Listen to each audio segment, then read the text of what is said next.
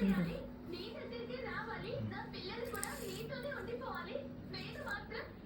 కట్టాలి.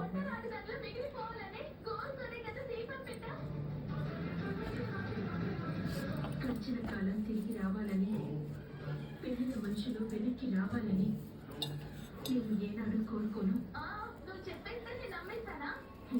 నిన్ను నమ్మించాల్సిన అవసరం లేదు, వాదించేంత ఓపిక లేదు.